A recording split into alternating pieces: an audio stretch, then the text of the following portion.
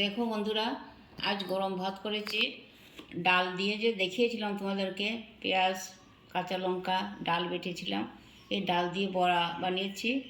আর ঝিঙে দেখিয়েছিলাম, ছোট আলু বয়েল করে রেখেছিলাম, ঝিঙে আর আলু দিয়ে একটা শুকনো শুকনো সবজি বানিয়েছি, ডাল বানিয়েছি। হ্যাঁ, আমার রান্নাটা অনেক সিম্পল। আজকাল কর্মব্যস্ত জীবন, সবাই কর্মে ব্যস্ত থাকে, কারো সময় হাতে নেই, তাড়াহুড়োর মধ্যে খেতেও হয়।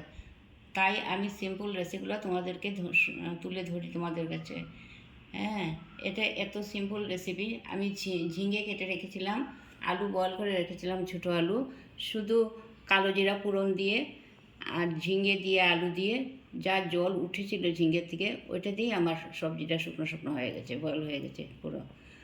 আর বড়া তো সবাই একইভাবে করে না, যে আমি বড়া বেটেছি, তোমরা ইচ্ছা করলে গ্রাইন্ডারেও করতে পারো।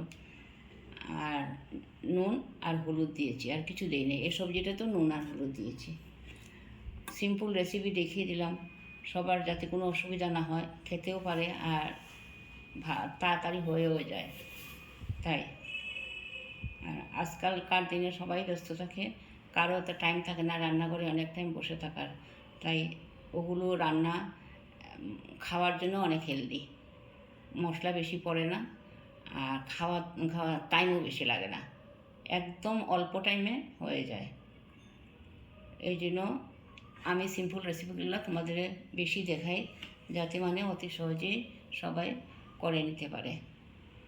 আজকে ভিডিওটা এখানেই রাখবো ভাবছি, ছোট্ট ভিডিও, কিন্তু তোমরা যে যেখানেই থাকো, যেখান থেকে আমার ভিডিওটা ফলো করছো, আমাকে অবশ্যই লাইক, সাবস্ক্রাইব আর শেয়ার করে দেবে, আর নোটিফিকেশান বেলটা অন করে দেবে, যাতে আমার সমস্ত ভিডিও তোমাদের কাছে অতি সহজেই পৌঁছে যায়। আজকের মতো এখানেই শেষ করছি। Thank you. ভালো থাকবে, সুস্থ থাকবে। আবার কোনো নতুন ভিডিও নিয়ে তোমাদের কাছে অবশ্যই আসবো। আজকের জন্য রাখছি।